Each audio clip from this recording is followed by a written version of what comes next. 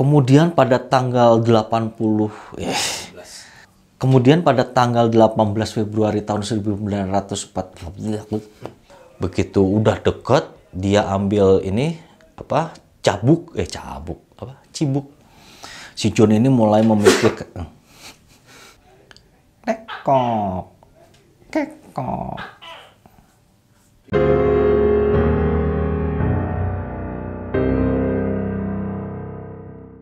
Hello guys, welcome to my channel. Gimana kabar kalian semua? Sehat? Sip, mantap. Kali ini guys, gua mau bercerita tentang sosok pembunuh berantai yang berasal dari Inggris ya. Dia bernama John George Haigh. John George Haigh ini dilahirkan di Inggris ya, tepatnya di Yorkshire itu, pada tanggal 24 Juli 1909. Sebenarnya dia ini berasal dari keluarga yang baik-baik saja ya, cuman orang tuanya ini yang bernama Emily dan John Robert itu adalah sosok orang tua yang sangat fanatik dalam beragama. Mereka tinggal di sebuah desa kecil ya, di daerah Yorkshire juga itu yang bernama desa Outwood.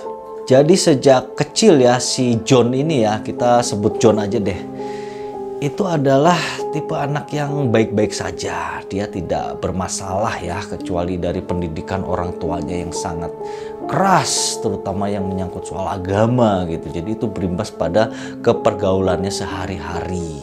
Jadi hidupnya sangat teratur seperti itu, terutama ibunya tuh. Dia itu punya salah satu masalah ya, bisa dibilang masalah besar atau kecil juga nih, karena dia kalau tidur itu hampir setiap malam itu selalu bermimpi yang serem-serem, bermimpi yang aneh-aneh gitu. Itu dialami hampir setiap malam. Cuman sebenarnya memang wajar ya orang mimpi, tapi kalau setiap hari seperti yang dialami si John ini juga rada aneh juga ya menurut saya. Mungkin ada sesuatu gitu di mentalnya si John kalau menurut saya nih. Tapi hal itu nggak mempengaruhi kegiatan dia di sekolah ya, kegiatan dia bersosialisasi itu tidak terpengaruh gitu. Karena si John ini kan seorang anak yang penggemar seni ya, dia itu suka seni gitu. Mulai dari si Bach, Beethoven, lagu-lagu klasik itu dia suka. Dan dia sampai ikut paduan suara di sekolahnya. Sampai dia juga mengikuti itu kursus piano. Dia belajar piano sampai prestasinya itu mengantarkan dia mendapatkan beasiswa di sekolahnya. Dia sempat 2 kali mendapatkan beasiswa. Hingga waktu berlalu sampai dia lulus SMA. Si John ini melanjutkan untuk mencari ilmu kerja ya. Dia magang di sebuah perusahaan teknik motor gitu. Setelah itu hanya berlangsung selama 1 tahun. Kemudian dia berpindah ke perusahaan periklanan. Dia itu di perusahaan periklanan itu sampai usia 21 tahun. Berarti sekitar 2 tahun ya dia di perusahaan periklanan itu. Dia dipecat. Dia dipecat karena dicurigai mencuri uang yang ada di kotak penyimpanan uang di perusahaan itu. Kemudian pada tanggal 6 Juli tahun 1934 ya, itu pada saat si John ini berusia 25 tahun, dia bertemu dengan calon istrinya ya, yang bernama Beatrice. Jadi istrinya ini umurnya 2 tahun lebih muda daripada dia. Kemudian di tahun yang sama, tahun 1934, si John ini dipenjara ya, karena dia terlibat oleh kasus penipuan. Nah, pada saat itu si istri itu sedang mengandung. Hingga kemudian di saat si John ini masih di dalam penjara, istrinya si Beatrice ini melahirkan. Cuman karena istrinya marah ya, karena si John ini dipenjara dan tidak ada tanggung jawabnya kepada keluarga, akhirnya si Beatrice ini memutuskan untuk mengadopsikan anaknya kepada orang lain gitu. Jadi biar orang lain yang ngerawat, terus dia menghilang aja gitu, meninggalkan anak dan meninggalkan si John di penjara. Beberapa tahun kemudian si John dibebaskan dari penjara. Cuman begitu bebas, perlakuan kedua orang tuanya kepada dia ini udah beda ya. Karena menganggap si John ini telah melakukan kesalahan, melakukan kejahatan yang fatal gitu. Karena orang tuanya kan sangat fanatik beragama ya. Jadi si John ini sudah dikucilkan dari keluarga, sama orang tuanya sudah tidak dianggap anak lagi. Pada tahun 1936 si John ini merantau ya, bisa disebut merantau juga sih, ke London gitu, kota yang tidak jauh dari Yorkshire sebenarnya. Nah, dia di situ bekerja sebagai seorang supir di sebuah pusat hiburan gitu, taman hiburan gitu ya. Bosnya itu bernama William McSwan.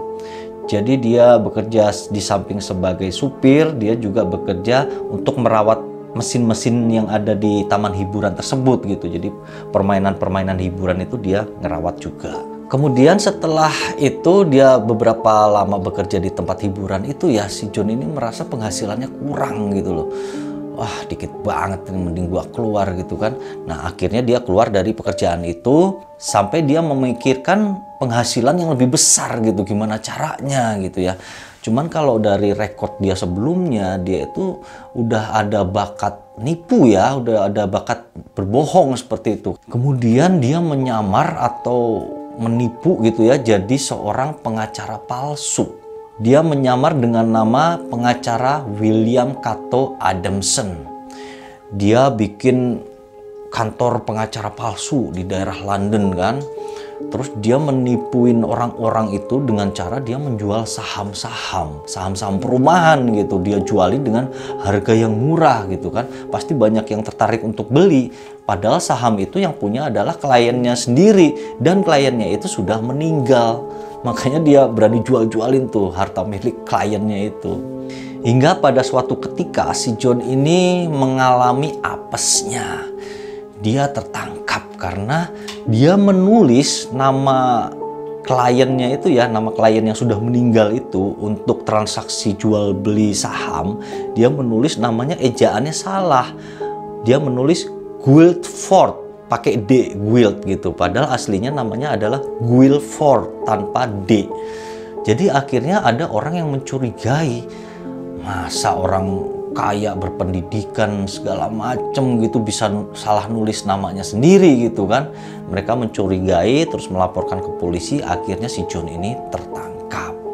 Nah, setelah itu dia bebas 4 tahun kemudian. Dia di penjara 4 tahun. Setelah keluar dari penjara, karena bakatnya emang sifatnya ya udah suka menipuin orang, dia lanjut terus menipu, tertangkap, menipu lagi, tertangkap lebih. Gitu aja terus hidupnya, nipu, tangkap gitu ya. Hingga perbuatannya yang terakhir, dia dipenjara selama 4 tahun.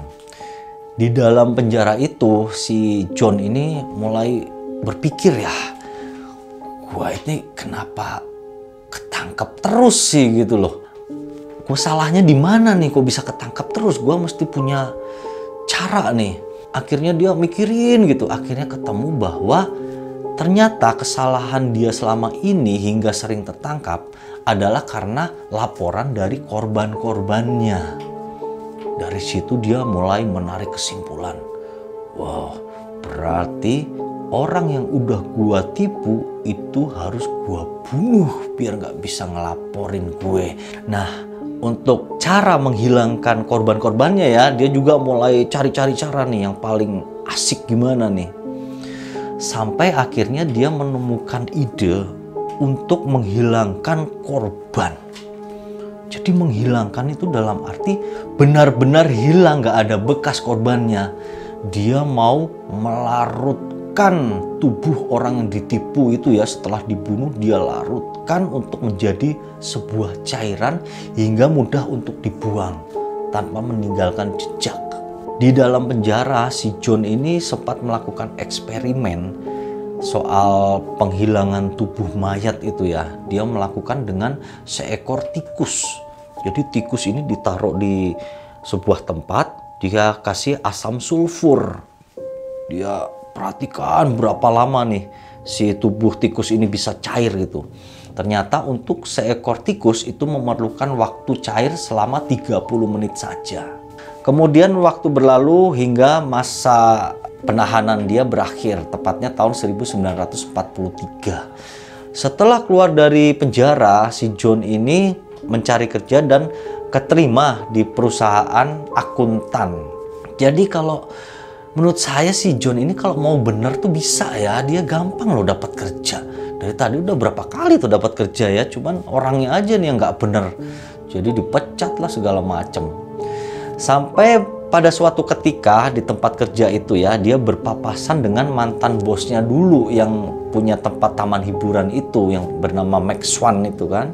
Si John ini dengan Max Swan ini hubungannya baik-baik saja ya, karena waktu itu kan John keluar dari tempat kerja di Max Swan ini kan secara baik-baik ya, dia tidak melakukan penipuan atau kesalahan apapun. Hingga mereka erat, kemudian si John diperkenalkan sama si Max Swan ini kepada kedua orang tuanya si Max Swan.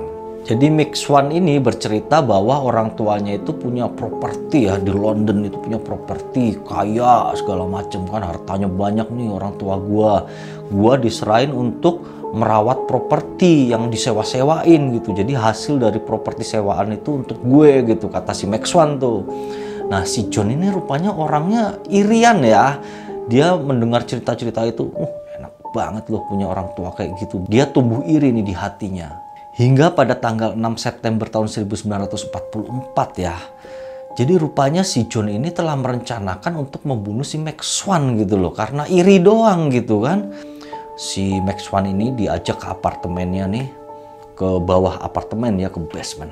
Max Swan, ayo ada yang mau saya tunjukkan kepada kamu. Sini. Mereka berdua ke bawah ke basement. Set. Begitu sampai bawah ini si Max Swan belakang kepalanya dipukul pakai besi. Buak gitu kan. Begitu si Max Swan ini jatuh, buak. Langsung saat itu juga dihajar terus kepalanya. Buak, buak. Sampai si Max Swan ini meninggal. Kepalanya remek gitu ya. Kemudian si John segera menyiapkan sebuah drum, tau nggak, drum aspal tuh ya kan, segini-segini tuh drum aspal tuh kan, dia siapin, terus si tubuh Max Swan ini diangkat, dimasukin ke dalam drum, buat, udah gitu dikasih cairan sulfur tuh, cairan pelarut tadi kan, masukin sampai penuh. Nah setelah itu dia tinggalkan.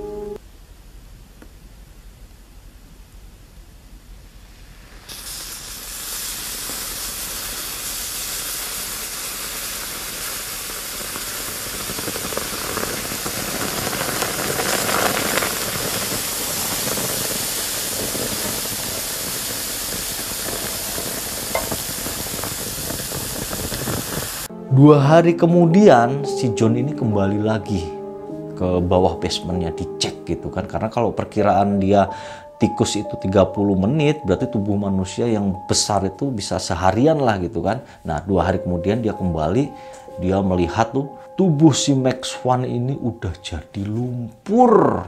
Jadi kalau diginiin tuh udah cairan gitu, kayak lumpur aja gitu kan. Kemudian si John ini ya memindahkan drumnya itu ke dekat saluran air. Begitu udah deket saluran air, dia tinggal numpahin itu drumnya. Sor gitu, tumpahin aja udah bercampur dengan aliran air yang lain gitu. Hingga tidak terdeteksi ya, pintar juga sih. Susah dideteksinya kan kalau gitu. Kemudian John ini mengatur strategi ya, gimana cara ngelaporinnya ke orang tuanya si Max Swan ini kan, bahwa anaknya sudah tidak ada gitu. Akhirnya dia bilang ke orang tuanya bahwa si Max Swan ini dia kabur ke Skotlandia karena dia menghindari wajib militer di Inggris. Makanya dia kabur. Nah pada saat itu kedua orang tua Max Swan ini percaya, oh masuk akal ya dia kabur ke Skotlandia. Oke. Kemudian si John ini ditampuk ya oleh orang tua Max Swan ini untuk menggantikan tugas anaknya. Dia menjadi pengumpul sewa rumah gitu kan, yang disewa-sewakan orang tuanya itu dia yang mengoleksi uang-uangnya gitu. Sampai suatu ketika perang berakhir. Perang berakhir, anaknya Max Swan ini tidak pulang-pulang. Disitulah orang tua dari Max Swan ini mulai menaruh curiga. Kok anaknya nggak pulang-pulang padahal perang udah berakhir gitu. Hingga pada tanggal 2 Juli tahun 1945 merasa perbuatannya mulai dicurigai ya, si John ini menyusun rencana baru. Dia berencana untuk menghabisi orang tua dari Max Swan. Hingga dia kembali berbohong nih. Dia bilang, "Pak, si Max Swan udah pulang tuh dari Skotlandia. Dia menunggu di kota Gloucester. ayo kita menemui dia. Nah, orang tuanya ini percaya. Mereka berangkat ke Gloucester sampai ke sebuah rumah ya.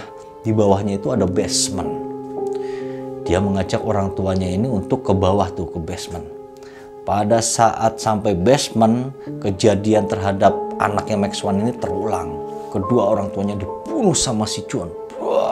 Udah gitu diulang lagi, dimasukin ke dalam drum, kemudian dikasih cairan asam sulfur itu, kemudian dibuang ke solokan.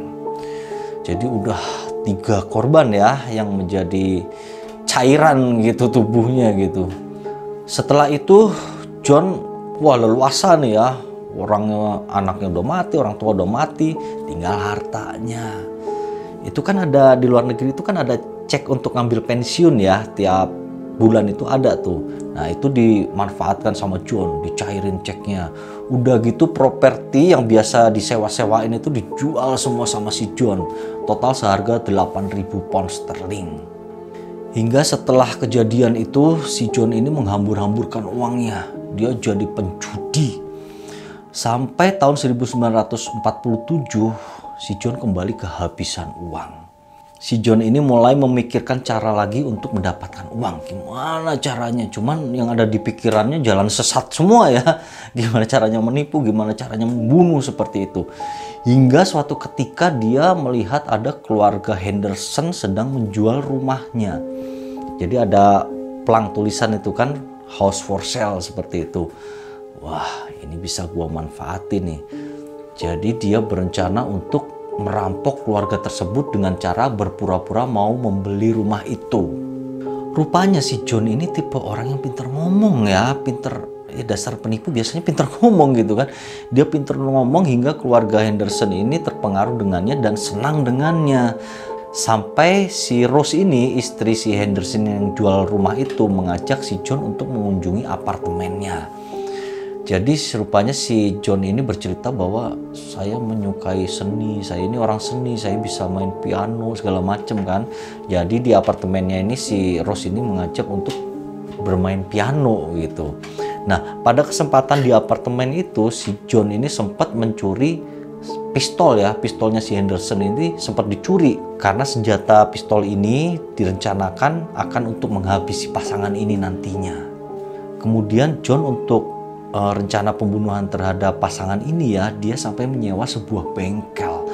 Jadi di bengkel itu sekalian dia pakai sebagai tempat tinggalnya. Drum yang bekas pembunuhan tadi itu dia pindah-pindahin semua ke situ, asam-asam sulfur semua dia pindahin ke situ. Nah itu adalah tempat yang rencananya akan digunakan untuk membunuh pasangan itu. Hingga tibalah saat waktu eksekusi ya bagi si John ini ya. Pada tanggal 12 Februari tahun 1948, si John ini mengajak si Henderson ini ke sebuah hotel. Jadi dia bilangnya, Pak Henderson, mari ke hotel, saya mempunyai satu penemuan yang menarik, Anda pasti tertarik gitu. Nggak tahu penemuan apa, pokoknya ngawur, namanya penipu kan. Akhirnya si Henderson ini penasaran gitu, oke deh saya ikut ke hotel. Mereka berdua ke hotel, ke kamar. Nah pada saat di kamar ini tanpa basa-basi ya, dari belakang ini si Henderson langsung ditembak sama revolver curian tadi itu. Badar. Si Henderson meninggal, kemudian dibawa tuh, langsung mayatnya kan dibawa ke gudang yang dia sewa itu. Pada hari itu juga dia mendatangi si Rose, istrinya itu. Dia bilang bahwa suaminya ini si Henderson sedang sekarat di tempatnya si John ini atau di bengkelnya itu kan. Mendengar kabar itu, jelas istrinya Rose ini langsung kaget ya. Kaget dan tidak dapat mikir logika gitu loh. Maksudnya ngapain suami gua di bengkelnya si John gitu. Mestinya bisa, kalau pikir secara logika bisa curiga gitu ya. Cuman karena dia kaget dan panik, akhirnya percaya-percaya aja. Dia diajak oleh si John menuju bengkelnya tuh. Set, begitu sampai bengkel diajak ke bawah basement. Begitu udah di bawah basement, langsung dari belakang ditembak sama si John. Berdas, mati. Nah setelah meninggal nih dua pasangan itu, seperti biasa si John langsung nyiapin drum. Wah, drum disiapin, satu drum itu langsung buat 2 orang, dipaksain itu. Wah, sama cairan itu kan, set gitu.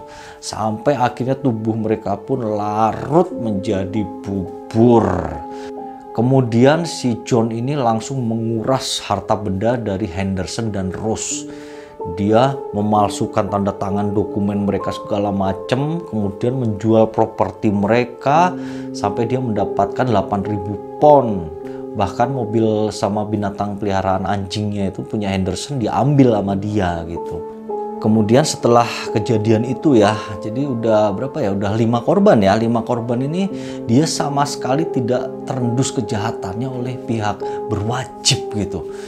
Emang susah ya kalau udah jadi bubur cairan gitu, terus udah gitu disiram sama air gitu aja kan udah susah deh, ngelacaknya susah, mau baik dari anjing pelacak segala macam susah itu. Sampai akhirnya dia mau mencari korban berikutnya. Ceritanya dia menyewa kamar di sebuah hotel kan. Nah di hotel itu dia mulai mencari mangsa nih, siapa kira-kira yang bisa jadi mangsa gue selanjutnya gitu kan. Akhirnya sampai ketemu kepada seorang janda berusia 69 tahun bernama Olive. Dia itu adalah seorang janda kaya raya ya.